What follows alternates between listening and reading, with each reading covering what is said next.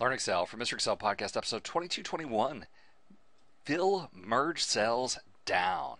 Hey, welcome back to the Mr. Excel Netcast. I'm Bill Gillen. I was in Calumet City, and Elizabeth shows up and says she gets this file, our file like this file, every day, and it's horrible. Over here in column A, it's not just that they put Midwest and left a bunch of blanks, it's a merged cell, right? They're sending, the HQ is sending these files out to locations around the world with these freaking merged cells over here. Merged cells are evil. All right, here is how to get rid of this. First off, I'm going to right click, move or copy, create a copy, and move it to the new book. So we pretend it's like the workbook that Elizabeth is getting. File, save as. And every time Elizabeth gets one of these workbooks, I want her to put it in the exact same spot with the exact same name.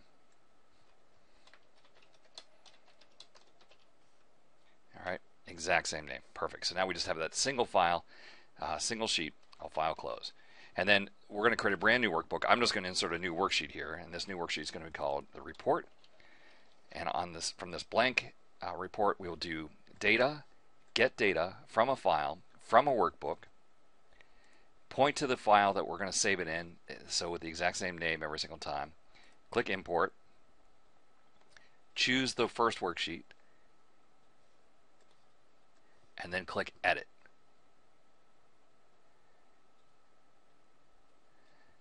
All right, first off, this is freaking awesome.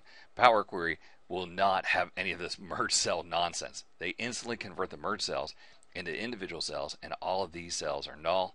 Choose that column, it's already chosen here, and then transform, fill down like that, and then home, close and load. All right, so there is my workbook. Now I have some extra columns out here. Let me right click and we'll edit, and it looks like anything to the right of cost needs to go away. A whole bunch of extra stuff out there. Right click and remove those columns. Perfect. Close and load. All right, now the workflow becomes every time that Elizabeth gets a new report from headquarters, she's going to save it in that same spot with reliable name or whatever we call it, and then open this workbook, and then out here click refresh. Or if we want it to work automatically, right click here, go down to properties just outside of your screen all the way at the bottom, and then say every time that I open this file, refresh the data. So every time I open this workbook, it'll go out to the new workbook we got from headquarters. It'll replace those blank merge cells with the values that should be there, and life is great like that.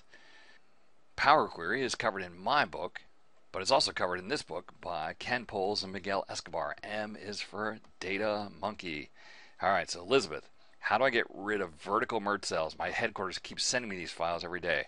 So the plan, we're going to save the workbook in a reliable place with a reliable name, create a blank reporting workbook, data, get data, from file, from workbook, specify the sheet. Bam, the merge cells are gone. Select that column and fill down, close and load. Then every time you get a new workbook, save that new workbook in the reliable place with the same reliable name, open the reporting workbook and refresh, or we can just set the reporting workbook to refresh automatically upon open. To download the workbook from today's video, visit the URL in the YouTube description. I want to thank Elizabeth for being in my seminar in Calumet City, and I want to thank you for stopping by. We'll see you next time for another netcast from Mr. Excel.